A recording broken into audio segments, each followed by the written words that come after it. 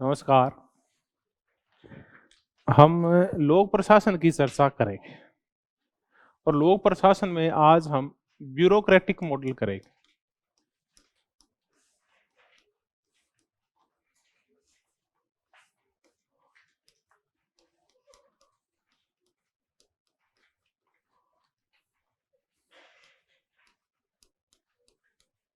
नौकरशाही उपागम ये इस नाम से और है। अधिकारी तंत्रीय उपागम,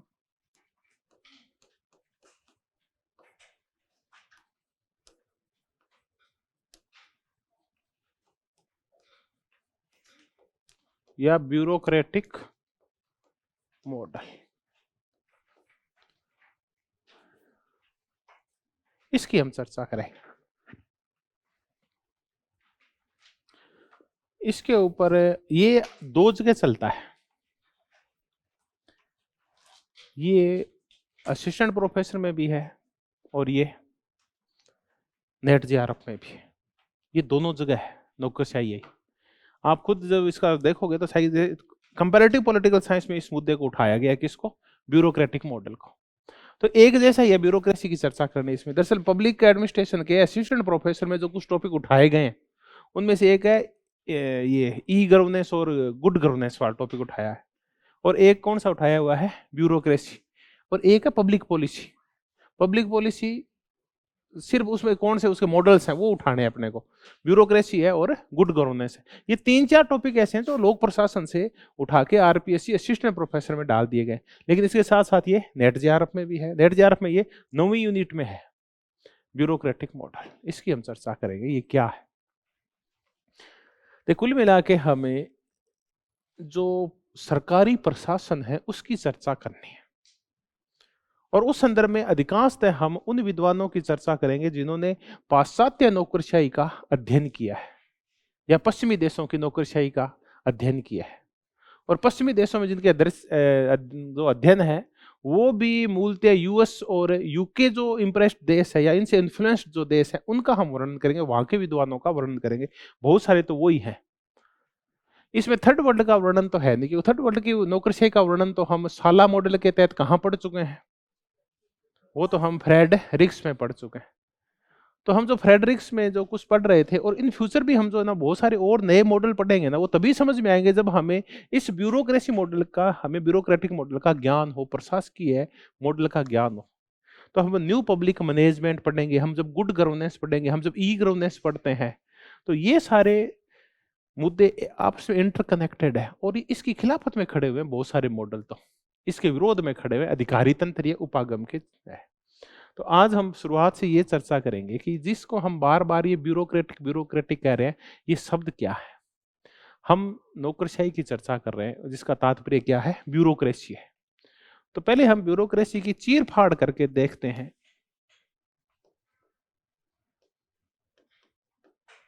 कि ब्यूरोक्रेसी है क्या। देखिए, एक फ्रेंच शब्द है ब्यूरो, जिसका तात्पर्य होता है, कई बार यही पूछ रहे थे इसका तात्पर्य क्या है ब्यूरो का, कि सरकारी अधिकारी की मेज पे बिछाया जाने वाला कपड़ा होता है। जो सरकारी अधिकारी की मेज के ऊपर बिछाया जाने वाला कपड़ा। जब हम इसका, इसी ब्यूरो का जब लैटिन अर्थ देखते हैं तो इसका तात्पर्य क्या होता है? डेस्क होता है। तो ब्यूरो तो होता है डेस्क या डेस्क पे बिछाया जाने वाला कपड़ा। क्रेसी होता है, हम तो डेमोक्रेसी में पढ़ते हैं, क्रेसी क्या होता है? शासन होता है। तो कुल मिला के सरकारी अधिकारियों का जो शासन है उसको हम ब्यूरोक्रेसी बोलते हैं। या ऐसी सरकार जो किस पे बैठी बैठी चलती है? डेस्क पे ऊपर बैठी बैठी जो सरकार चलती है उसको हम कौन सी सरकार बोलते हैं? डेस्क सरकार, या क्या बोलते हैं उसको? ब्यूरोक्रेसी। देखिए, ब्यूरोक्रेसी के जो संदर्भ है वो बहुत पुराने। सरकारी कर्मचारी तो शुरुआत में जब राज्य का निर्माण हो गया था और जब समाज संगठित हो गया था राजनीति की इकाई के रूप में, तो ब्यूरोक्रेसी तो तभी से आई हुई है उद्भव में। लेकिन इसके जो ज्यादा अध्ययन है ये पिछले 101 साल में इसकी ज्यादा चर्चा आने लगी है। ये तब से जब से राज्य के काम बहुत ज्यादा बढ़ गए थे। जब राज्य विस्तृत हो गए, राष्ट्र राज्य बन गए, जनसंख्या बढ़ गई, तो जब लॉ एंड ऑर्डर की समस्याएं ज्यादा पैदा हुई, उसके बाद लोक कल्याणकारी राज्य और आए, तो नौकरशाही के काम और बहुत बढ़ गए। तो जैसे जैसे राज्यों के स्वरूप बदलते गए, नौकरशाही के काम बढ़ते गए, तो नौकरशाही फिर सेंटर में आ गई। इसका अध्ययन अत्यंत आवश्यक हो गया। तो ऐसा ही एक मजेदार अध्ययन आज कर हम करेंगे ब्यूरोक्रेसी का। अब ये तो हमने इसके शुरुआती अर्थ देख लिए। तो ब्यूरोक्रेसी है क्या, इसको लेके सभी लोगों के जो इसके संदर्भ और अर्थ बताए गए हैं, सब विद्वानों ने इसका अलग अलग बताया है। ये है क्या? दरअसल हमें इतना तो पता चल गया कि इन सरकारी अधिकारियों को हम क्या बोलते हैं, ब्यूरोक्रेसी। इनके संगठन को, इनकी संरचनाओं को, इनकी कार्य प्रणालियों को, इनके कार्य करने के तरीकों को, तो इन सब संरचनाओं और प्रकारों को हम एक साथ जोड़ लेते हैं तो हम क्या बोलते हैं, ब्यूरोक्रेसी बोलते हैं। सरकारी कर्मचारी और उनके द्वारा किए जाने वाले कार्य, इनको मिलाए तो एक ब्यूरोक्रेसी बन गई। अब इस ब्यूरोक्रेसी के संदर्भ में मैं आपको ये कह रहा था कि विभिन्न विद्वानों ने इसके संदर्भ में विचार क्या किए हैं, अलग अलग किए। तो इसके संदर्भ में अब विभिन्न विद्वान कह क्या रहे हैं, इसकी चर्चा करते हैं। सबसे पहले हम एफ.एम. मार्क्स की चर्चा करते हैं।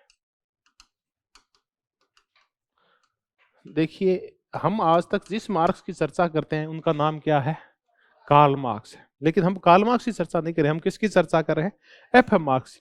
एफ.एम. मार्क्स दरअसल पैदा हुआ था जर्मनी में, वैसे ही जैसे कार्ल मार्क्स भी कहां पैदा हुआ था, जर्मनी में। लेकिन ये बाद में यूएस चला गया था और वहां का ये बड़ा विद्वान है। इसमें बाद में नौकरशाही के ऊपर बहुत सारा काम किया था, वहां के बजट ब्यूरो में भी रहा हुआ है, राष्ट्रपति के बजट ब्यूरो में, एफ.एम. मार्क्स।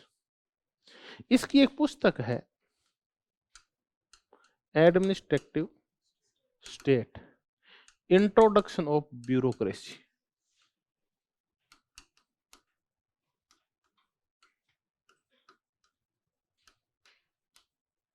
ये इसकी फेमस पुस्तक है जो 1957 में आई थी, FM. Marks, administrative state, introduction of bureaucracy.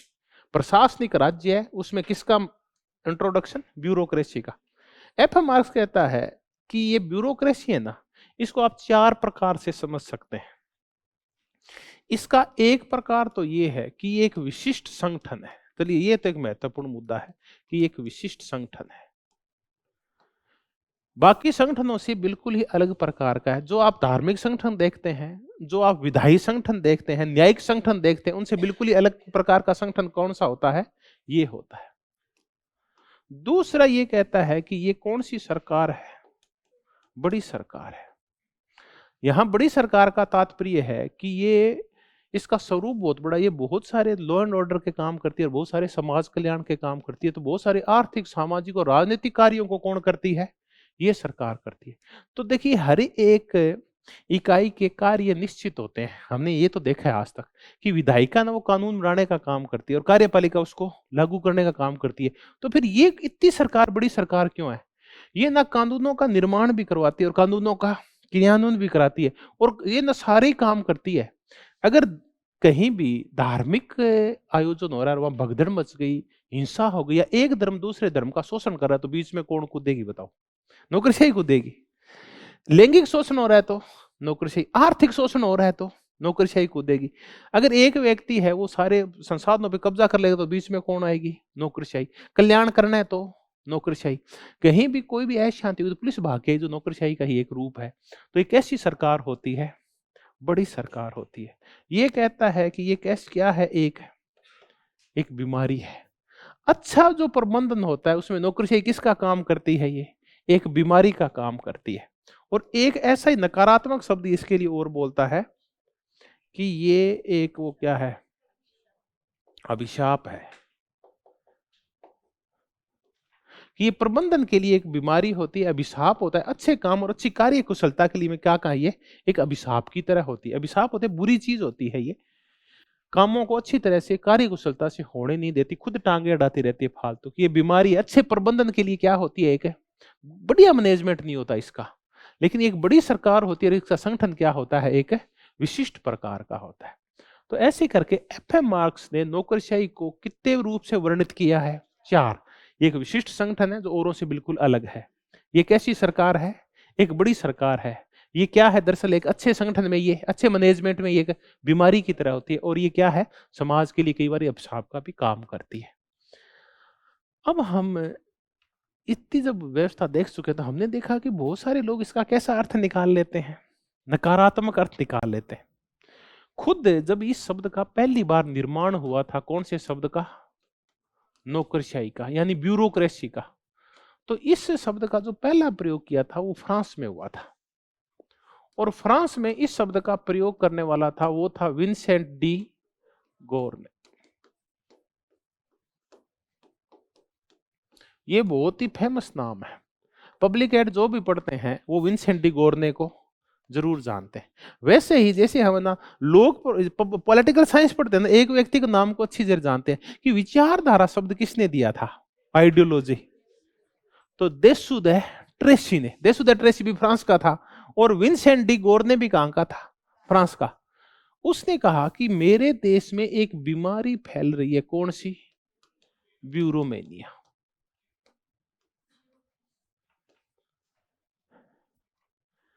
ब्यूरोमेनिया में नौकरशाही क्या है, अभी चर्चा कर रहे थे, क्या है? एक अच्छे प्रबंधन में, अच्छी व्यवस्था में क्या होती है? एक बीमारी कि ये मेरे समाज में बहुत ही तेजी से फैल रही है। तो अब ये ब्यूरोमेनिया है क्या, अभी देखेंगे। बाद में जब यूरोप में इसके अर्थ प्रचलित हुए ना, तो ऐसे ही हो गया कि वास्तव में ये क्या है? एक ब्यूरोमेनिया है। तो यूरोप में नौकरशाही का अर्थ ये लगाया जाता था कि जहां नौकरशाही होगी वहां क्या पाई जाएगी? निरंकुशता पाई जाएगी। जहां नौकरशाही होगी वहां क्या पाई जाएगी? अकुशलता पाई जाएगी। जहां नौकरशाही होगी वहां पक्का ही क्या पाई जाएगी? लाल फीताशाही पाई जाएगी, वहां ढिलाई पाई जाएगी। जहां नौकरशाही होगी वहां भ्रष्टाचार पाया जाएगा। जहां नौकरशाही होगी वहां सत्ता का क्या पाया जाएगा? शक्ति और सत्ता का केंद्रीयकरण पाया जाएगा, क्योंकि बहुत सारी शक्तियां कौन इकट्ठी कर लेगी? नौकरशाही अपने पास इकट्ठा कर लेगी। इसको क्या बोला जाता है? ब्यूरोमेनिया। यानी नौकरशाही कोई एक अच्छा संगठन नहीं है, बल्कि समाज में फैली हुई एक अनिवार्य बीमारी है जिसका कोई इलाज भी नहीं है। जब भारत आजाद हुआ था ना, उस समय झगड़ा हुआ। झगड़ा क्या हुआ? विचार वैमनस्य हुआ, झगड़ा नहीं कह सकते। एक थे पटेल और दूसरे थे नेहरू जी। नेहरू जी कह रहे थे कि ये जो वर्तमान नौकरशाही है ना, इसको हटा देते हैं और कोई नए प्रकार का संगठन खड़ा करते हैं। पटेल बोला कि अगर हम नए प्रकार का संगठन अगर हम खड़ा करेंगे ना, तो हम देश का एकीकरण नहीं कर पाएंगे, क्योंकि फिर नए प्रकार का संगठन होगा, हमारे संगठन एक ही आई हुई कि सरकारी कर्मचारी योग्यता के आधार पर भर्ती हो जाएगी, हम उनको पैसे देंगे, बदले में वो क्या करेंगे? काम करेंगे। अब नया संगठन कैसे खड़ा करेंगे? तो नया संगठन अकबर के टाइम में कैसा संगठन खड़ा होता था? अकबर के टाइम उनके सामंत होते थे, मनसबदार जिनको हम बोलते थे। वो मनसबदार अपने रिश्तेदारों को नीचे रख लिया करते थे, उनके अलग प्रकार के संगठन थे। कि फिर है ना ऐसे पैतृक और धार्मिक संगठन खड़े कर लेंगे, उससे अच्छा तो कौन सी संगठन खड़ा है? नौकरशाही खड़ी है। जब राजा राजतंत्र राज किया करता था तो नौकरशाही हुआ करती थी क्या? ये वर्तमान प्रकार की नौकरशाही नहीं हुआ करती थी, जिसका हम जिस नौकरशाही कहते हैं ना, उसका आपको गुण पता होना चाहिए कि भर्ती किस आधार पे होती है? योग्यता के आधार पे। ये पैसे के बदले में काम करते हैं, रिटायरमेंट के बाद इनको पेंशन मिलती है, इनके अधिकार लिखित में होते हैं, इनके नियम और नियम उतना ही काम करते हैं जो लिखे हुए होते हैं। आदमी महत्वपूर्ण नहीं होता है, पद महत्वपूर्ण होता है यहाँ। तो ये जो अकबर के समय, राजाओं के समय नौकरशाही थी, तो योग्यता के आधार पर भर्ती नहीं होती थी, वो निश्चित कार्य नहीं करते थे, वो पद की नहीं बल्कि आदमी की वैल्यू हुआ करती थी। तो ये सारी चीजें थी, तो नौकरशाही अलग प्रकार की होती है। तब पटेल ने कहा कि नहीं, आईएएस और आईपीएस के बगैर काम है नहीं चलेगा। और बाद में देखा, जब इस देश का एकीकरण हुआ तो बहुत सारे प्रशासकों ने इसमें क्या निभाई थी? बहुत बड़ी भूमिका निभाई थी। तो ये वाकई में लगता ये है कि इसके बगैर हम काम चला लेंगे, लेकिन देशों का काम इस नौकरशाही के बगैर चलता है नहीं है। तो ये है ऐसी, इसको है ना, ये बहुत सारी है ना गिरियाया जाता है, इसको गालियां दी जाती है।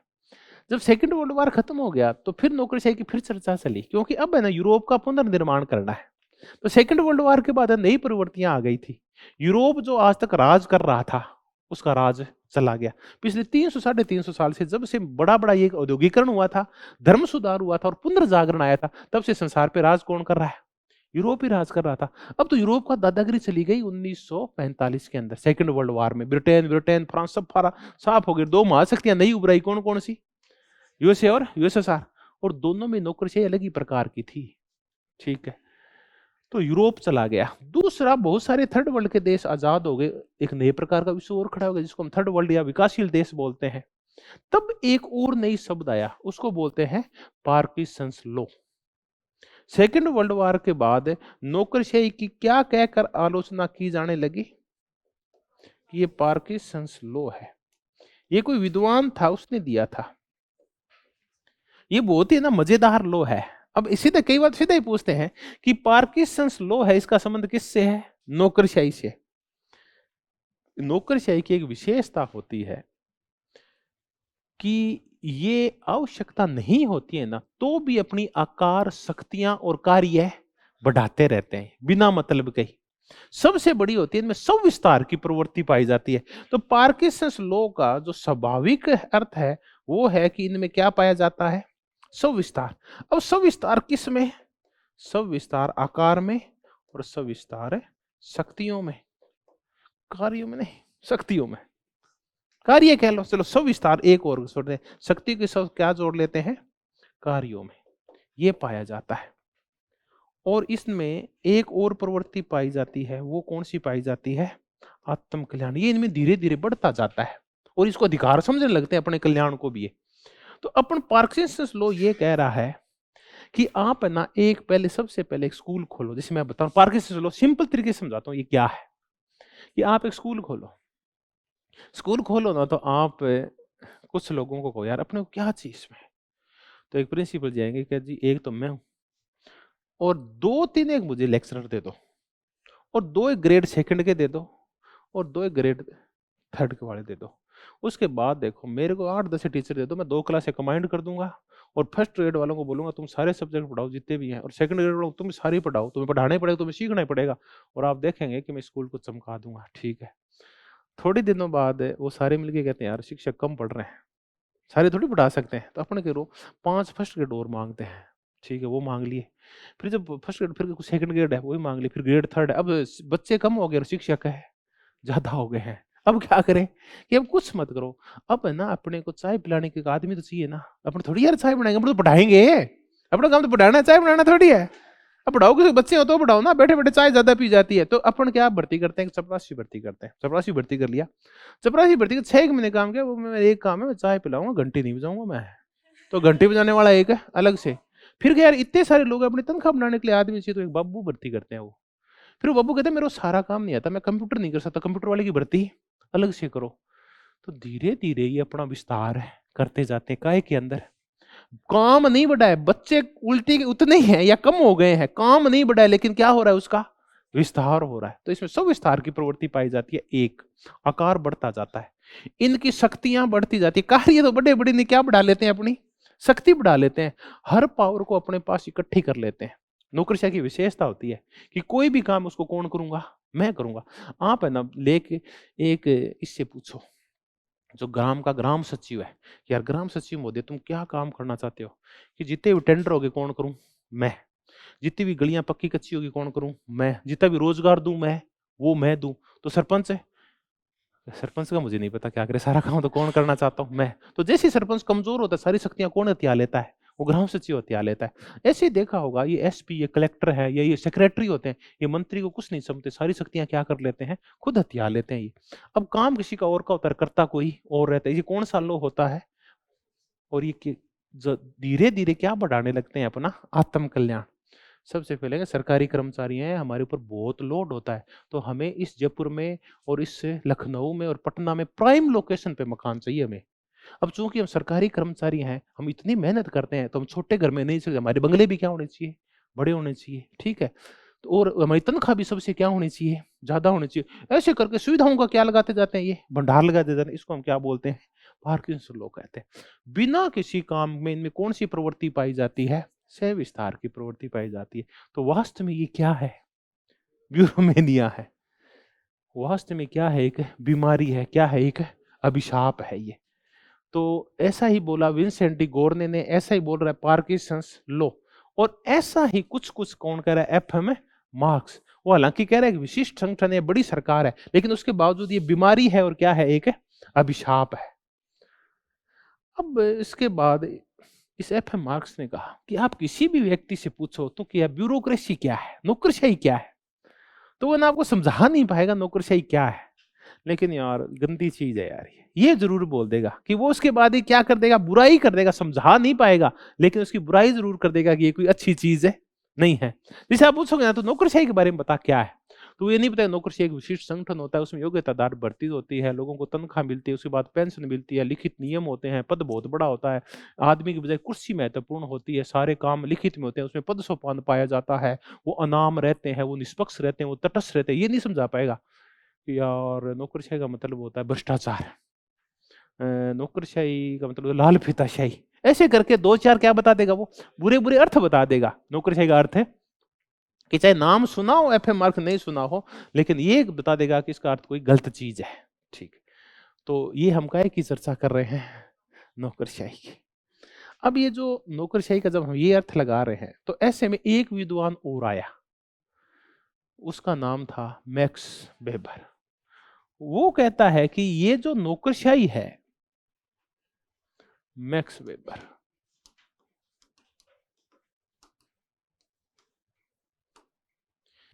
कि ये सामूहिक क्रियाओं का क्या है, तार्किकीकरण है, कलेक्टिव एक्टिविटीज का तार्किकीकरण है ये, या रैशनलाइजेशन है। यानी यहां इस संगठन में क्रियाओं में क्या पाई जाती है, बौद्धिकता, या क्या पाई जाती है, तार्किकता। ये ना सबकी भलाई के लिए काम करते हैं, ये इस आधार पे भर्ती किए जाते हैं, इनकी ऑर्डर क्यों माने, ये क्यों काम करते हैं, ये हम तर्क से साबित कर सकते हैं।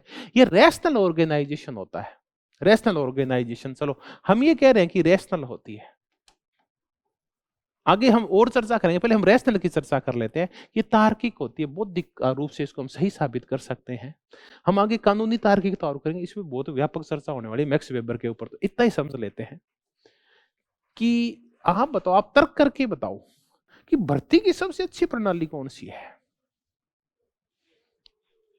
एक तो है कि आप वंश परंपरा से करें, दूसरा ये है कि आप पैसे देके करें, पैसे दे दो पद है ले लो, तीसरा है कि राजनीतिक दल को वोट दे दो और पद है ले लो, और एक भर्ती कौन सी है, योग्यता वाली। तो बताओ बेटर कौन सी है, योग्यता वाली।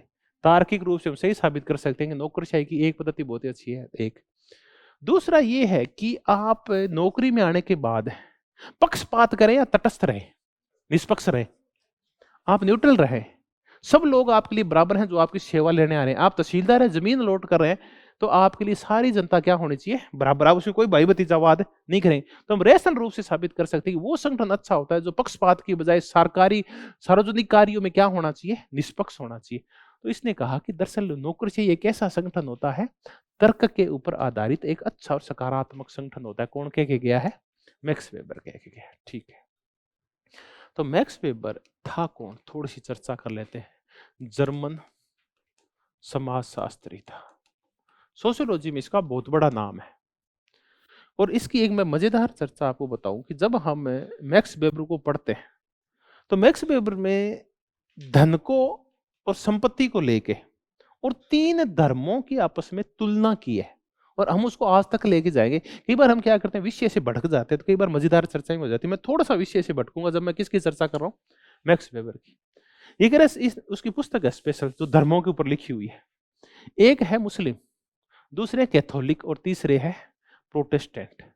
एक उसमें बड़ा तर्क ये है कि जो धर्म जितना ज्यादा लिबरल होगा वो धर्म विकास उतना ही ज्यादा करेगा। और कौन सा विकास, आर्थिक विकास। यानी लिबरल धर्म आर्थिक विकास ज्यादा करते हैं। क्यों, क्योंकि वहां नए नए क्या पैदा होते हैं, विचार पैदा होते हैं, उन विचारों को दबाया नहीं जाता।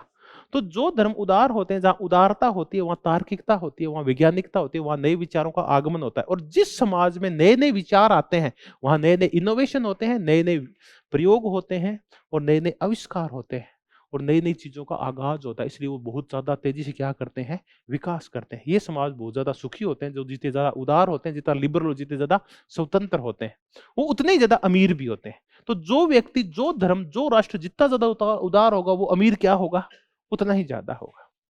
अमेरिका है, अमेरिका बाहर वाले लोगों के लिए बहुत ज्यादा उदार है। किनके लिए, जो इंटेलिजेंट है। हम कह रहे हैं कि बाहर के इंटेलिजेंट लोग आ जाएंगे तो हमारा देश क्या हो जाएगा, बर्बाद हो जाएगा। वो क्या करता है, उसकी जो ब्रेन छांटने की पद्धति अमेरिका की इतनी खतरनाक है कि संसार के किसी भी कोने में कोई भी महत्वपूर्ण ब्रेन होगा ना, तो वो सीधा ही कहां धावा बोलेगा, अमेरिका के अंदर। वो 10th में ओलंपियाड और पता नहीं फिजिक्स आर्ट और पता नहीं क्या क्या करवाने लगता है। उसके माध्यम से वो ना विभिन्न देशों के बच्चों को छांट लेता है और फिर उनको कहता है तुम कहाँ हो, अमेरिका में, मैं तुम्हें 10 दिन नासा में रखूंगा, मैं तुम्हें अमेरिका घुमाऊंगा। तो बच्चे शुरू से ही कहां जाके प्रेरणा लेते हैं, तो जितना भी ब्रेन है ना इस संसार का पूरे का, वो कहां जाके इकट्ठा होता है, अमेरिका में, क्योंकि वो ब्रेन के लिए क्या है, उदार देश है। तो उस सारे ब्रेन को वहां इकट्ठा कर लेता है। तो हमारे यहाँ भी सारा ब्रेन कहां जाता है, हमारे देख लो, ये अमर्त्य सेन तो इनको छोड़ दो, फिर जो महत्वपूर्ण ब्रेन है ना वो कहां चला जाता है, यूएस चला जाता है। तो उदार होना ज्यादा जरूरी है। तो मैक्स वेबर ने ये कहा कि मुसलमान है ना, ये आर्थिक रूप से सबसे पिछड़े हुए और गरीब है। बताओ क्यों? ये तो अगर आज आप है ना, इन देशों को छोड़ दो, जिन देशों को आप कहते हो अरब देश, आज ये तेल तो कब महत्वपूर्ण हुआ, मैं आपको थोड़ी सी बताऊं।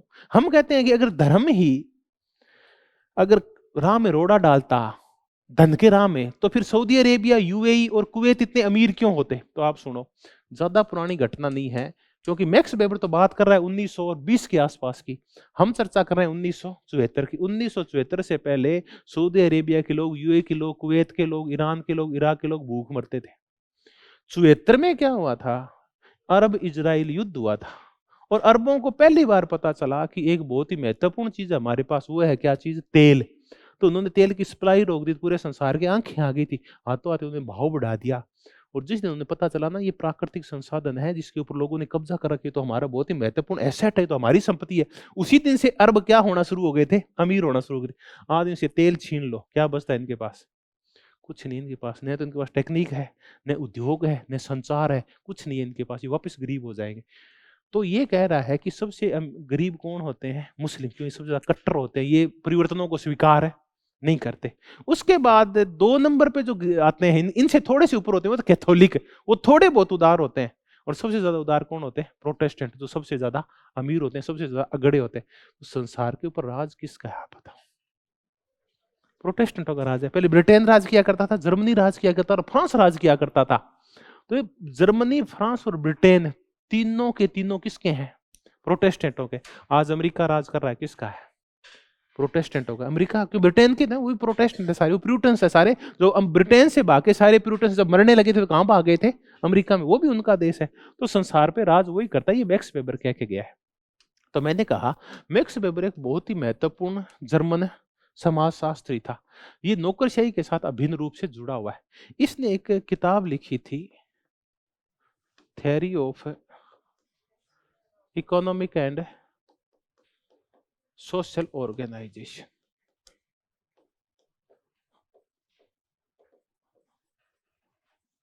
उन्नीस सौ 20 के आसपास इसकी डेथ वाली साल एक पुस्तक आई थी।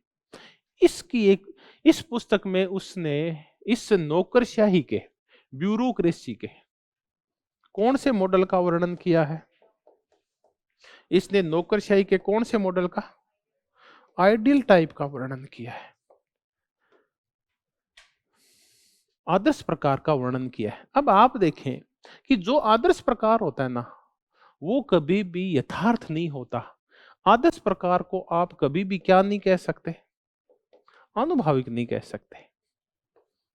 अब आइडियल टाइप और अनुभाविक में फर्क क्या होता है? आइडियल टाइप होता है उसमें क्या घुसी होती है? कल्पना ही घुसी होती है, उसमें तो आदर्श घुसे होते हैं। और अनुभाविक होता है, वहां आदर्श नहीं होते, वहां तो जो है वैसे ही प्रकट किया जाता है। तो कैसा होना चाहिए, और अनुभव क्या कहता है, कैसा है। तो ये नौकरशाही का इसने आदर्श वर्णन किया है, ये अनुभाविक वर्णन नहीं किया है। ठीक है, हम कुछ ऐसे विचार भी करेंगे जिन्होंने नौकरशाही का कैसा वर्णन किया है, अनुभाविक वर्णन किया है। अब मुझे आप एक ऐसा विचार बताओ जिसने नौकरशाही का अनुभाविक, प्रशासनिक व्यवस्था का अनुभाविक वर्णन किया है। वो है FW रिक्स, जिसने विकासशील देशों की नौकरशाही का अनुभाविक अध्ययन, वैज्ञानिक अध्ययन किया, व्यवहारिक अध्ययन किया है। तो हम किसकी चर्चा कर रहे हैं? मैक्स वेबर की, जो जर्मन समाजशास्त्री था। उसने कहा कि नौकरशाही क्या होती है? सार्वजनिक क्रियाओं का तार्किकीकरण होती है। तो एक क्वेश्चन तैयार हो गया, दूसरी इसकी पुस्तक तैयार हो गई जिसमें नौकरशाही का कौन सा टाइप दिया है? आइडियल, जो अनुभाविक और यथार्थ नहीं है। Theory of economic and social organisation. अब तक हमने जो किया उसमें याद करने लायक इतना ही था कि सबसे पहले नौकरशाही शब्द का प्रयोग किसने किया था? विंसेंट डी गॉर्ने ने किया था। कौन से जो था, सॉरी, एफ एम मार्क्स की किताब याद रखनी पड़ेगी, administrative state, introduction of bureaucracy. इसने नौकरशाही के कितने प्रकार बताए? 4। विशिष्ट संगठन है, बड़ी सरकार है, बीमारी है और ये अभिशाप है। ठीक है। फिर हम देखा कि इसने कहा कि इसका अर्थ है ना, वो लोग नकारात्मक ही लगाते हैं। इसको ब्यूरोमेनिया तक कहा जाता है। ब्यूरोमेनिया किसने कहा इसको? विंसेंट डी गॉर्ने ने कहा था। ठीक है। फिर हमने इसका आइडियल टाइप देखा और मैक्स वेबर की चर्चा की, और साथ में हमने इसकी पुस्तक की चर्चा कर ली। किसकी? मैक्स वेबर की। कौन सा? Organise social and economic organisation. एक हमने इसकी करते करते कि नौकरशाही में जो स्व-विस्तार की प्रवृत्ति पाई जाती है, शक्ति इकट्ठी करने की, खुद का विस्तार करने की, संख्या बढ़ाने की, आकार बढ़ाने की जो प्रवृत्ति पाई जाती है, इसको क्या कहा जाता है? इसको पार्किंसंस लॉ कहा जाता है। तो अब हमने यहां तक चर्चा कर ली है। अब हमने देखा कि ये ना बहुत ही शक्तिशाली संगठन होता है। तो अब हम जो कुछ छोटी चर्चाएं करेंगे, सबसे पहले तो हम देखेंगे कि नौकरशाही के कार्य क्या, ये करेंगे सबसे पहले कि नौकरशाही काम क्या करती है। नंबर 1, नौकरशाही का मुख्य और काम है वो है कानूनों को लागू करना। ठीक है, ये काम करती है। ये एक वो स्थायी कार्यपालिका है। कार्यपालिका कितने प्रकार की होती है? 2। एक होती है राजनीतिक और एक होती है स्थायी। ये वो स्थायी कार्यपालिका है जो बने हुए कानूनों को लागू करती है। दूसरा, कानूनों को लागू नहीं करती, ये कानून निर्माण में सहायता भी करती है। अब ये कानून निर्माण में सहायता कैसे करती है आप बताओ? नीति निर्माण में, योजना निर्माण में, कानून निर्माण में सहायता करती है। जो भी नीतियां जो बनाते हैं ना, विधायिका के पास इतना विशेषज्ञता और इतना टाइम नहीं होता कि वो नीतियों को बनाए, कानूनों को बनाए।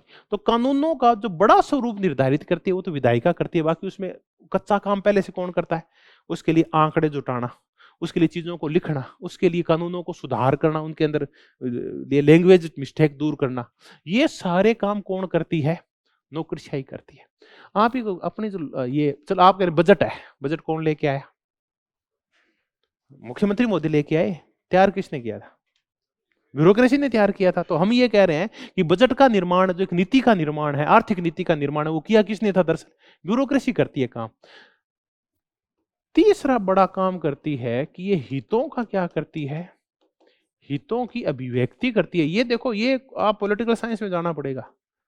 और हितों का क्या करती है? ये संयुक्तिकरण करती है।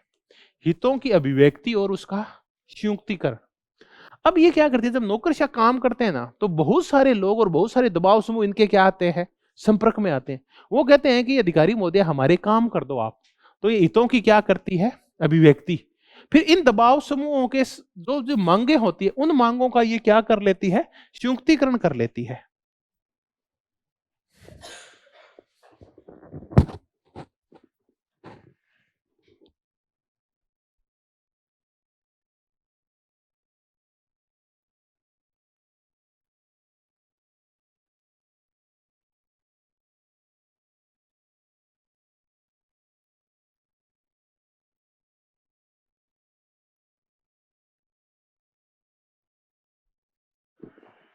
हितों की अभिव्यक्ति और हितों का संयुक्तिकरण, ये हम और देखते। एक और काम बच गया इनका,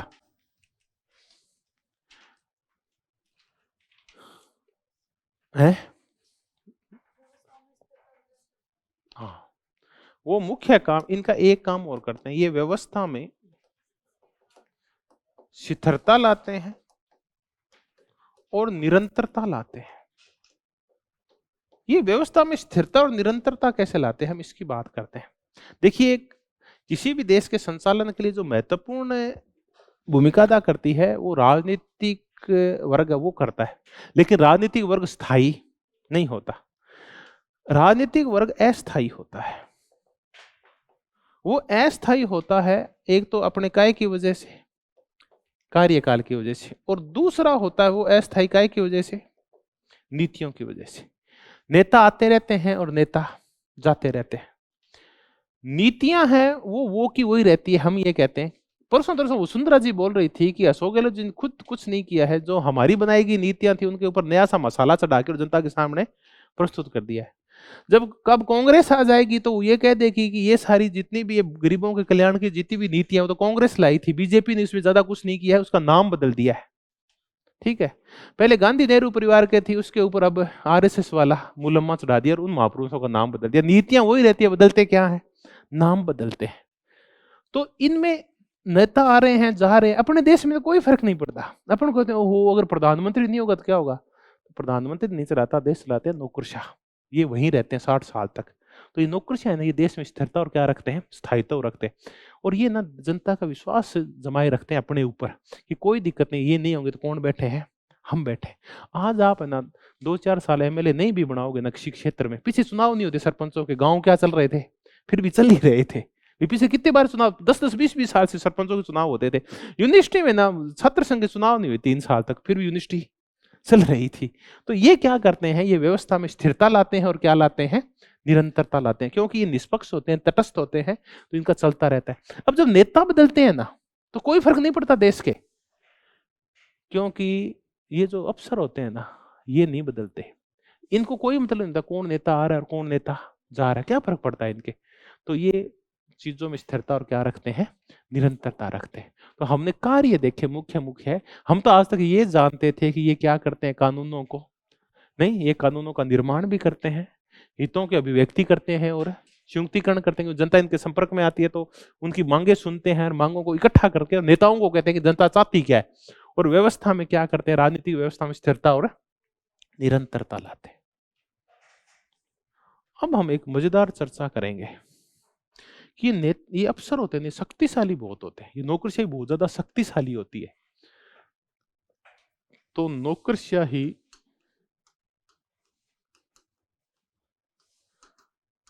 जो इतनी ज्यादा शक्तिशाली होती है, अब ये कितनी शक्तिशाली होती है, इसके ऊपर विभिन्न विद्वानों ने अपनी अपनी बातें लिखी है, इसकी शक्तियों के ऊपर, इसके कारण क्या हो सकते हैं या ये किस रूप में शक्तिशाली होती है, इसकी हम चर्चा करेंगे। तो हम सबसे पहले जो चर्चा कर लेते हैं वो मैक्स वेबर से शुरुआत कर देते हैं।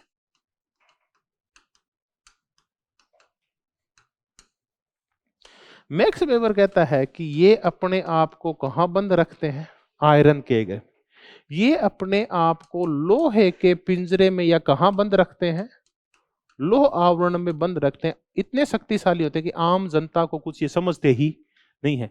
अपनी अलग संस्कृति, अलग कार्य प्रणाली, अलग भाषा और अलग लाइफस्टाइल और अलग प्रकार के कपड़े पहनते हैं, ये तो ये अलग ही दिखाई देते हैं, इनकी संस्कृति बिल्कुल अलग है और ये आम जनता के संपर्क में नहीं आते। क्या रखते हैं, लोह आवरण रखते हैं, आप इनके समाज में घुस नहीं सकते।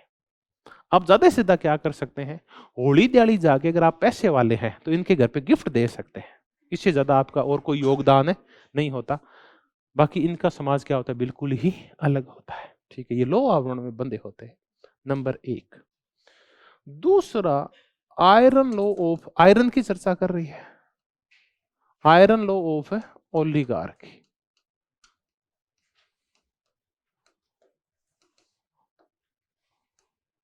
अल्पतंत्र का लो नियम।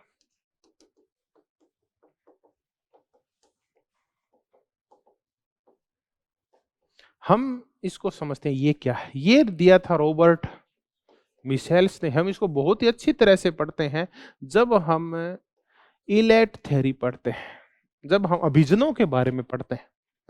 ऐसे ही अभिजन कौन होते हैं, ये नौकरशाह होते हैं। क्या नौकरशाह आम आदमी होता है या नौकरशाह एक विशिष्ट व्यक्ति होता है, ये विशिष्ट व्यक्ति होता है जिसकी समाज में अलग इमेज होती है। अभिजन वो होता है, एलीट वो होता है जिसके निर्णय समाज मानता है, जिसकी बातें समाज मानता है, उसको हम एलीट बोलते हैं। तो नौकरशाह भी क्या होते हैं, एलीट होते हैं। फिर ये कहता है कि धीरे धीरे शक्तियां, लोकतांत्रिक अगर कोई देश है तो वहां भी शक्तियां कुछ नौकरशाहों के पास क्या हो जाती है, इकट्ठी हो जाती है। भारत में आप एक नौकरशाह का नाम बार बार सुन रहे हैं जिसका नाम है अजीत डोभाल। विदेश नीति का जो निर्णय बहुत सारी और इकाइयों को करना था, वो निर्णय कौन कर लेता है?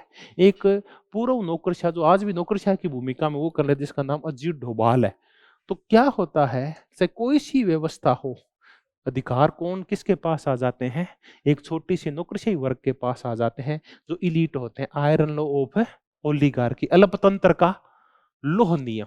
लोह नियम है कि कुछ ही लोगों के पास अधिकार आ जाएंगे। ठीक है, तीसरी चर्चा कर रहा है, वो कर रहा है लियोन ट्राटस्की।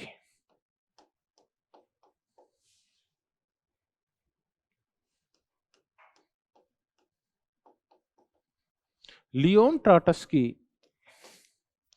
एक रशियन नेता था और लेनिन का शुरुआत में ये विरोध किया करता था।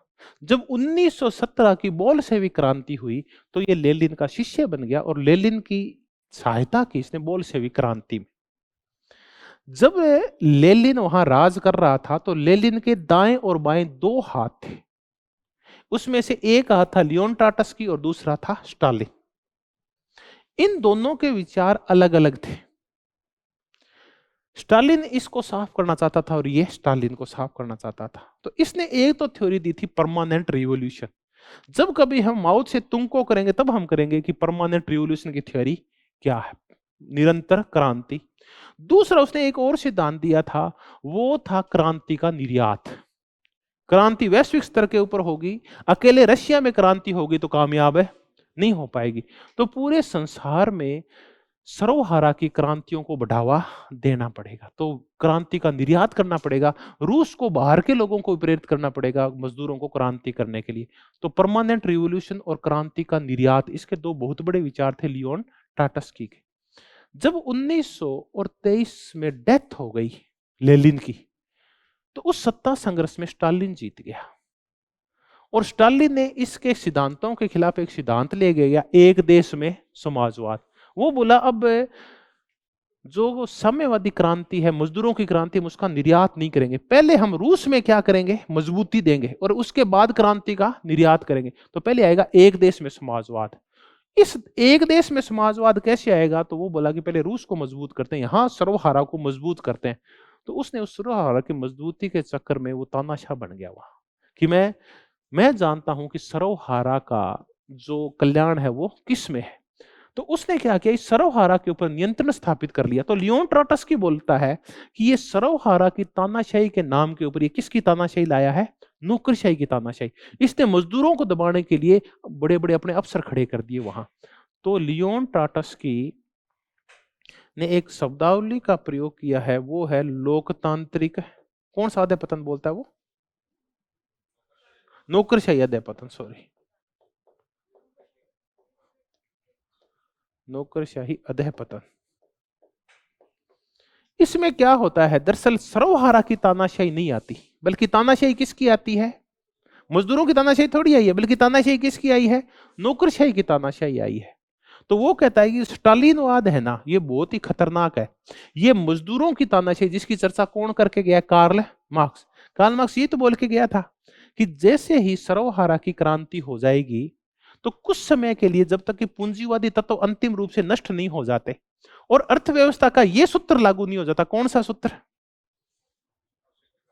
आवश्यकता के अनुसार कार्य और आवश्यकता अनुसार योग्यता अनुसार कार्य और आवश्यकता अनुसार वितरण, एक सूत्र होता है कि जब तक सब लोगों, कुल मिला के छोटी सी बात, जब तक सब लोगों को भौतिक संसाधनों की भरपूर पूर्ति नहीं हो जाएगी ना, और अंतिम पूंजीपति विचार और अंतिम पूंजीपति व्यक्ति को समाप्त नहीं कर दिया जाएगा, तब तक क्या रहेगी? साम्यवाद नहीं आएगा, बल्कि क्या रहेगी? सर्वहारा की तानाशाही, मजदूरों की दादागिरी रहेगी। इससे पहले किसकी दादागिरी थी?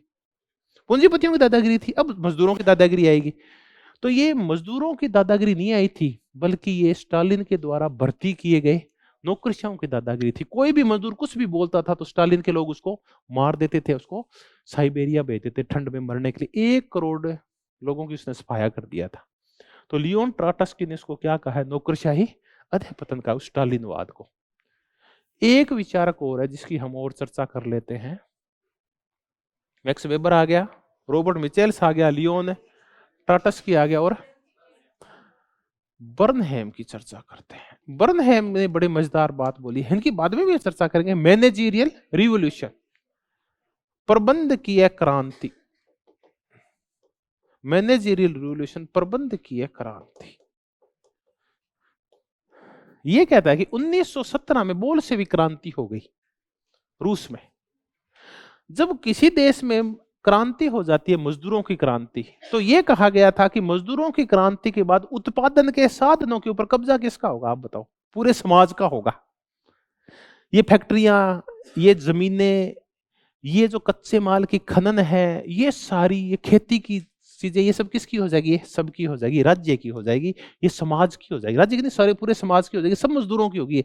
इसका कोई भी एक मालिक है नहीं होगा। तो ये बताया कि ये जो क्रांतियां होती है ना, ये सब झूठी होती है। दरअसल क्रांतियां कौन सी होती है? प्रबंध की क्रांतियां।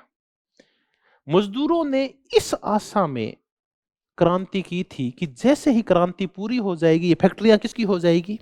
हमारी हो जाएगी। मजदूरों ने इस आशा में क्रांति की थी कि जैसे ही क्रांति हो गई ना, तो ईंट भट्टा है ना, तो ईंट भट्टे के मजदूरों ने सोचा ये भट्टा किसका हो जाएगा? हमारा हो जाएगा, क्योंकि हम पूंजीपति को तो मार देंगे। अब मजदूर ये भूल गए कि जो संपत्ति के जो वास्तव में जो उपयोग करने वाले, जो इनका संचालन करने वाले, तो प्रबंधक होते हैं, मैनेजर होते हैं। उन्होंने पूंजीपतियों को तो मार दिया, उनके द्वारा बनाए गए प्रबंधकों को बदल दिया, लेकिन उसकी जगह कौन सा प्रबंधक आ गया? दूसरा प्रबंधक आ गया।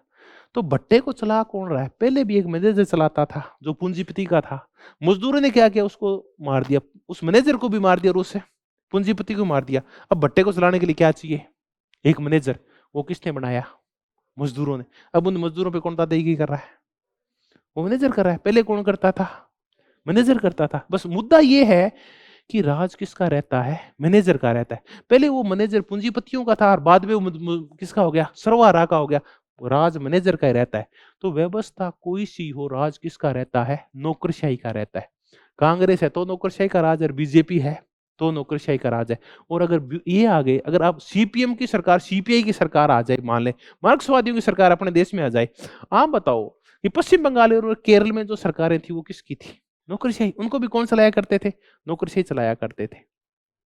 तो बर्नहेम इस प्रबंध की क्रांति में कहता है कि क्रांतियां सिर्फ धोखा होता है, इनसे कुछ नहीं बदलता। सिर्फ कौन बदलते हैं? प्रबंधक। प्रबंधकों का नाम और चेहरा बदलता है, राज हमेशा ही प्रबंधकों का रहता है। तो हमने देखा कि राज हमेशा ही कौन करते हैं? नौकरशाह करते हैं। अब हम सोचते हैं कि यार बीजेपी आएगी ना तो पता नहीं क्या कर देगी, राजस्थान में कुछ नहीं करेगी। वो जो 5 आईएएस है उनको दूसरे जिलों में भेज देगी, उनको कहां बुला लेगी? यहां बुला लेगी। राज हमेशा ही कौन करते हैं? चाहे गहलोत जी हो, चाहे वसुंधरा जी हो, चाहे योगी जी हो, राज हमेशा ही कौन करते हैं? नौकरशाह करते हैं। कौन करते हैं? प्रबंधक करते हैं फैक्ट्रियों के अंदर। तो हमने नौकरशाह कितनी शक्तिशाली होती है, इस पे विभिन्न विद्वानों के विचार देखे। मैक्स वेबर बोला कि इतनी शक्तिशाली हो कि अपने आप को कहां रखती है? लो आवरण में बंद रखती है। कौन बोला कि अल्पतंत्र का लो नियम है, थोड़े से नौकरशाह अपने पास शक्तियां इकट्ठी कर लेते हैं? Robert Mitchell. लियोन ट्राटस की इसको क्या बोलता है?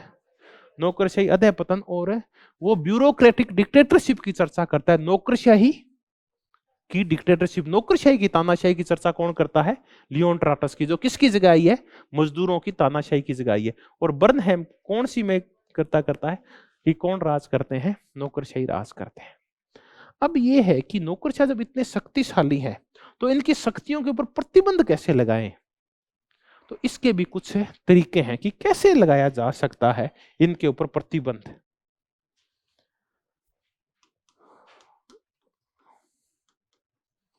नौकरशाही की शक्तियों पर प्रतिबंध। अब मैं ये देख रहा हूं कि आप में से ना कईयों के पेट है वो गुरुड़ गुरुड़ कर रहे हैं, है ना? कईयों को ऐसे नींद सी आ रही है क्योंकि आपने खीरमोहन खाया है। यार जैसी एक खीरमोहन खाया होगा आपका मुंह चढ़ गया होगा, तो खीरमोहन भारी होते हैं। फिर आपने वेफर्स खाए, वो नमकीन खाया, फिर एक खीरमोहन है और खाया होगा, मुझे पता है आपका। अब वो खाए क्यों थे ये किसी को कोई मतलब नहीं है। सबके सबने क्या गिने थे? आम खाए थे, पेड़ किसी ने नहीं गिने थे। हाँ, किसी ने कोई कोशिश नहीं की कि दान की बच्चिया के दांत है कितने, ये कितने के लड्डू थे, कहाँ से आए हैं। तो मैं आपको बता दूं कि कल्पना जी की एक मनोवैज्ञानिक रूप से जुड़ी हुई, इनके यादों से जुड़ी क्या थी? एक रिंग थी, वो खो गई थी। और वो कल मिल गई थी। तो मैं कह रहा था ना पार्टी बनती है, तो वो फिर क्या हुआ, तत्काल ही क्या मिल गई आपको, पार्टी मिल गई। ये हम सबके लिए एक प्रेरणास्पद है। तो एक बार तो तालियां बजा दें आप इनके लिए। हाँ, पर एक बात का आप ध्यान रखें, ये अपने लिए प्रेरणास्पद कैसे है, जैसे ही आपका नंबर आए आप बिना किसी ना नुकर के क्या कर देंगे, पार्टी कर देंगे। ठीक है, अब कोई ना नुकर नहीं करेगा मौका आते ही। ठीक है, अब राव साहब कह रहे ढोल बजा दी पार्टी कर दिया तो बाजेगा वो ही।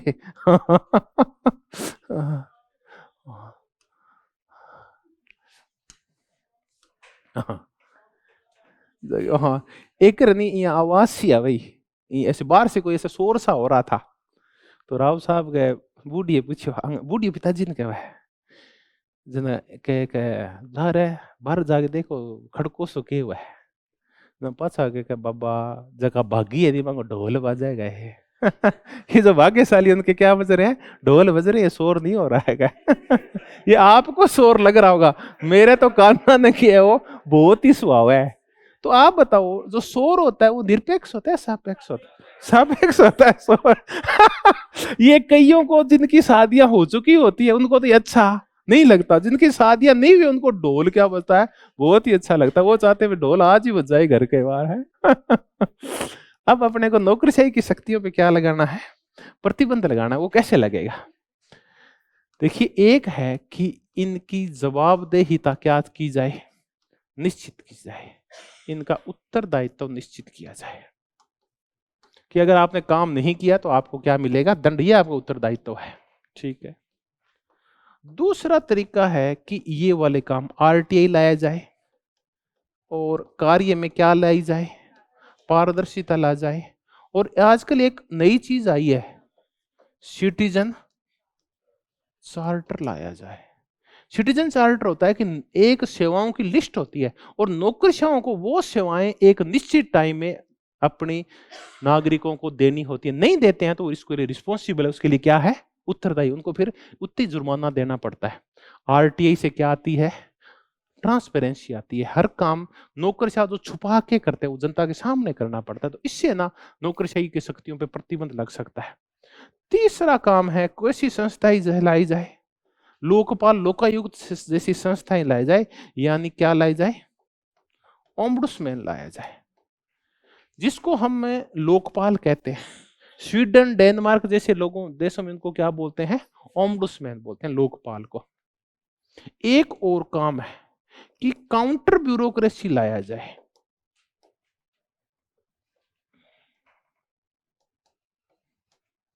अब ये काउंटर ब्यूरोक्रेसी एक सिंपल सी थियरी है। आप एक काम करो, आप है ना रोडवेज की बसों को देखो, आप जिस रूट के ऊपर अकेली रोडवेज की बस चलती है ना, उसके आप ड्राइवर से और कंडक्टर से बात करके देखो, भाई जी बस रोक दो आगे, क्यों बब्बे की है क्या, रोक दूं आगे, कोई बस को रोका नहीं, बढ़ जाके रोके, बढ़े उतर जाइए।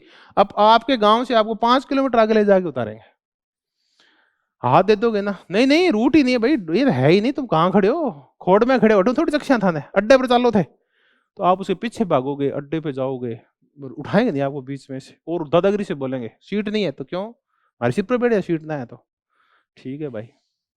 अब आप उसके काउंटर एक और बस चला दो उसके लोक परिवहन की, अब आप सवारी नहीं होगी ना, और दूर से कोई हल्लो मार दे, रोक ही रहे, वो तो किन्हें ओढ़ने को तो बस रोक ले, मानने का आगे गया। हाँ, तो ये क्या है, एक उसके बराबर आप क्या करो, सेवाओं का निजीकरण कर दो।